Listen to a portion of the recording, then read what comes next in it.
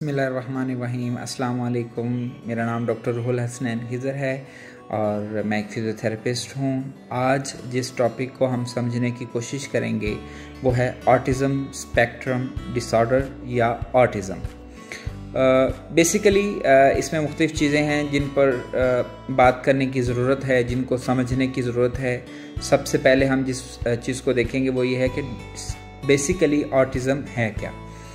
Autism एक behavioural disorder है जिसमें बच्चों को कम्युनिकेट करने में प्रॉब्लम होती है, इंटरेक्ट करने में प्रॉब्लम होती है, लर्न करने में, सीखने में प्रॉब्लम होती है। ये पहले हम जिस टॉपिक पर हमने बात की थी वो सीपी चाइल्ड था और वो जहनी माजूर बच्चे थे, लेकिन ऑटिज़म के जो बच्चे हैं वो जहनी माजूर नहीं हैं। इस बात को समझना बहुत ज़रूरी है। ऑटिज़म में बच्चों को सीखने में मुश्किल पेश आती है, समझने में मुश्किल पेश आती है, उनके बिहेवियर में, उनके किरदार में थोड़ी सी तब्दीलियाँ जो आम बच्चों में, नॉर्मल बच्चों में नहीं होती, वो तब्दीलियाँ ज़रूर मौजूद हो। इस लिहाज से हमें सबसे पहले ये जानने की ज़रूरत है कि ऐसे कौन से अवामिल हैं जो ऑटिज़म का बाइस बनते हैं। सबसे इम्पॉर्टेंट चीज़ मोबाइल स्क्रीन का ज़्यादा इस्तेमाल, मोबाइल का ज़्यादा इस्तेमाल, स्क्रीन टाइम का ज़्यादा होना।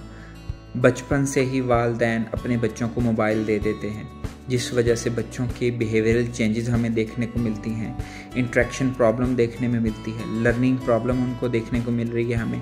तो इन चीज़ों से हमने बचना है। खुदारा तमाम डॉक्टर्स, पीडियाट्रिशियंस जो बच्चों के स्पेशलिस्ट डॉक्टर्स हैं, साइकोलॉजिस्ट, साइकाइट्रिस्ट, सबकी और मेरी भी आपसे यह रिक्वेस्ट है कि अपने बच्चों को कम से कम मोबाइल का इस्तेमाल करवाएं। इसके बाद अगर एक घर में एक बच्चा ऑटिज़म का शिकार है तो उसका कोई दूसरा बहन और भाई भी ऑटिज़म का शिकार हो सकता है।